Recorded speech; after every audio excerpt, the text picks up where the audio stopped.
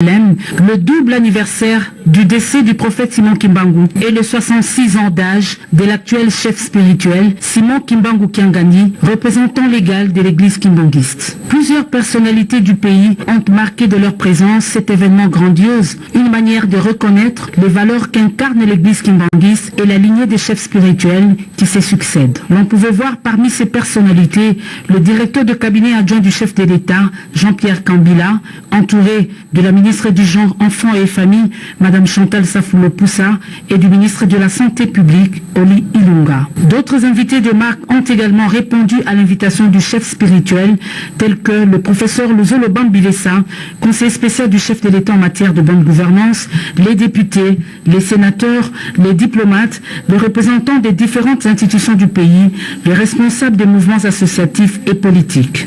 Après avoir suivi la prédication sur la paix et l'amour du prochain, les intervenants du jour ont abondé dans le même sens, se basant sur les principes chers des kimbanguistes, à savoir le respect de l'autorité et de la vie humaine. Ils ont dénoncé par la même occasion toutes les manœuvres des ennemis de la RDC qui s'inscrivent dans la logique de l'insurrection. Le traditionnel défilé kimbanguiste a sanctionné ce moment dans une ambiance de fête.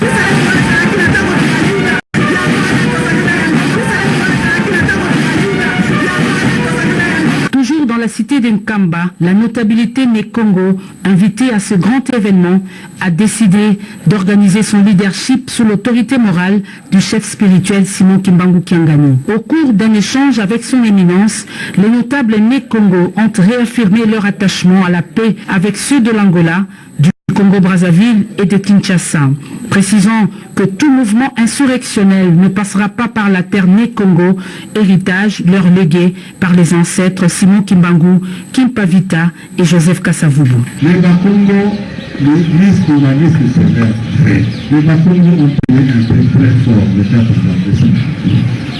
Ils sont morts pour la libération de ce pays.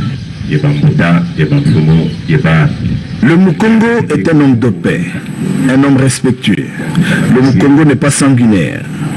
Mettons-nous ensemble pour barrer la route aux ennemis de notre pays.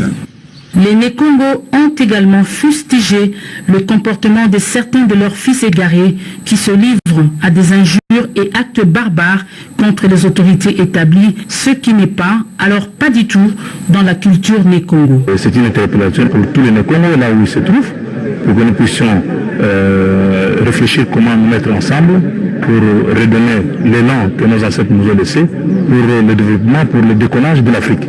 Et là, nous saluons le discours de l'honorable Matossila, qui en appelle à l'organisation, à la création d'une structure qui va réfléchir pour voir comment matérialiser toutes ces préoccupations, toutes ces idées. C'est une causerie très très importante. En tant que femme Congo, en tant que Ndona, j'ai senti qu'ici, c'est le souci non seulement de la renaissance, mais de toute la quintessence même de la communauté Congo. Une communauté qui est appelée à jouer un rôle dans ce pays, une communauté qui est appelée à garder son identité. C'est un rappel, c'est une invitation, c'est très important. Il faut donc que ce message puisse aller à tous les Congos pour qu'ils comprennent qu'ils ont un rendez-vous avec l'histoire. Le rôle que le Congo devrait jouer pour le Congo central et pour notre pays, la RDC, et pour le monde. Le Congo, c'est un homme de paix, c'est une personne de paix. Il faut que partout où nous allions, partout où nous sommes, nous devons promouvoir cette paix. Et la leçon que nous pouvons retenir, c'est qu'il y ait une union de tous les fils et filles de Bakongo. C'est en gros ce que nous avons retenu. Et tout le monde veut la paix. Nous ne voulons pas la guerre. Nous ne voulons pas de tueries. Nous voulons l'entente. C'est un message que j'ai retenu.